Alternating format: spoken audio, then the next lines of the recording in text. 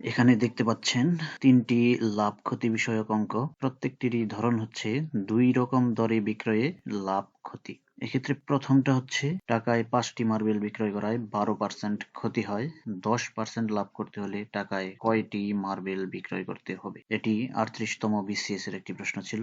এরপরের প্রশ্নটা হচ্ছে ২০% লাভে একটি পণ্যের বিক্রয় মূল্য ৬০ টাকা হলে ২০% ক্ষতিতে বিক্রয় মূল্য কত? তৃতীয়টি হচ্ছে ১১০ টাকায় ১২টি ডিম বিক্রয় করলে 10% লাভ হয়। ১২০ টাকায় 10টি ডিম বিক্রয় করলে শতকরা কত লাভ বা ক্ষতি হবে? অর্থাৎ প্রত্যেকটি অঙ্কেই ২ রকম দরে পণ্য বিক্রয় করা হয়েছে এবং লাভ ক্ষতিগুলো কোনোটাতে দেওয়া আছে, কোনোটাতে ক্যালকুলেট করতে হবে, আবার কোনোটাতে পণ্যের সংখ্যা ক্যালকুলেট করতে হবে। তো এই ক্ষেত্রে সাধারণ যে পাটিগণিতের নিয়ম বা প্রচলিত ঐকিক নিয়ম পদ্ধতি যেভাবে সমাধান করা হয় তা থেকে একটু ভিন্নভাবে আমরা খুব সহজেই অঙ্কগুলো করতে পারবো একটি সূত্র ব্যবহার করে। সেই সূত্রটি হচ্ছে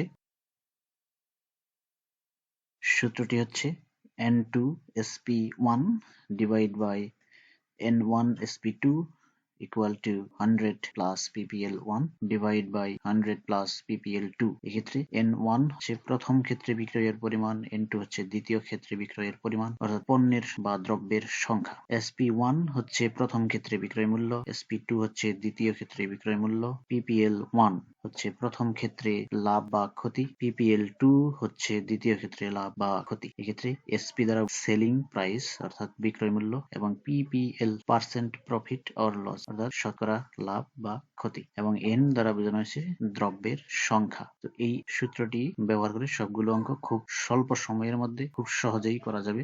আমরা প্রথম অঙ্কটি দেখি। প্রথমটিতে বলা আছে টাকায় ৫টি মার্বেল বিক্রয় করায় ১২% ক্ষতি হয়। ১০% লাভ করতে হলে টাকায় কয়টি মার্বেল বিক্রয় করতে? এক্ষেত্রে টাকায় অর্থাৎ ১ টাকায় ৫টি মার্বেল বিক্রয় করায় ১২% ক্ষতি হয়। সুতরাং সেলিং প্রাইস অর্থাৎ বিক্রয় মূল্য SP1 সেটা হবে 1 এবং যেহেতু বলা আছে টাকায় কয়টি মার্বেল বিক্রয় করতে হবে সুতরাং সেলিং প্রাইস 2 অর্থাৎ দ্বিতীয় ক্ষেত্রে বিক্রয় মূল্য সেটিও হচ্ছে ১ টাকা এবং প্রথম ক্ষেত্রে ৫টি মার্বেল বিক্রয় করা হয়েছে সুতরাং N1 equal to 5 এবং প্রথম ক্ষেত্রে ৫টি মার্বেল বিক্রয় করে ১২% ক্ষতি হয় অর্থাৎ percent profit or loss PPL1 এই ক্ষেত্রে -১২ যেহেতু ক্ষতি সেই জন্য আমরা মাইনাস ব্যবহার করব আর লাভ হলে পজিটিভ বা প্লাস থাকবে। এক্ষেত্রে ১০% লাভ হচ্ছে দ্বিতীয় ক্ষেত্রে সুতরাং PPL2 হচ্ছে ১০।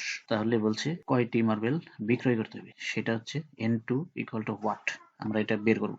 এখন এই সূত্রটিতে আমরা এই মানগুলো বসালে আমরা পাই যেহেতু আমরা N2 বের করব N2 যেহেতু বের করব সেজন্য N2 এইভাবেই রাখতে হবে। SP1 মান বসালাম 1, নিচে N1 সেটা হচ্ছে 5 এবং SP2 সেটা হচ্ছে 1 আর এই ক্ষেত্রে 100 এর পরে PPL1 যেহেতু নেগেটিভ তাই -12 আর পরে PPL2 যেটা ছিল সেটা হচ্ছে এই ক্ষেত্রে 10 আমরা 10 বসালাম। এখন আমরা ক্যালকুলেট করলে এখান থেকে খুব সহজেই পেয়ে যাই N2 equal to 4 অর্থাৎ 4টি মার্বেল টাকায় 4টি মার্বেল বিক্রয় করলে 10% লাভ হবে। এভাবে আমরা খুব স্বল্প সময়ে অঙ্কগুলো করতে পারবো।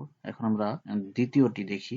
দ্বিতীয়টিতে বলা আছে 20% লাভে একটি পণ্যের বিক্রয় মূল্য 60 টাকা, 20% ক্ষতিতে বিক্রয় মূল্য কত? অর্থাৎ পণ্যের সংখ্যা এই ক্ষেত্রে প্রতি ক্ষেত্রেই কিন্তু একটি। সুতরাং SP1 অর্থাৎ প্রথম ক্ষেত্রে বিক্রয় মূল্য 60 টাকা, দ্বিতীয় ক্ষেত্রে বিক্রয় মূল্যটা আমরা বের করবো এই ক্ষেত্রে সুতরাং SP2 equal to what লিখে রাখলাম।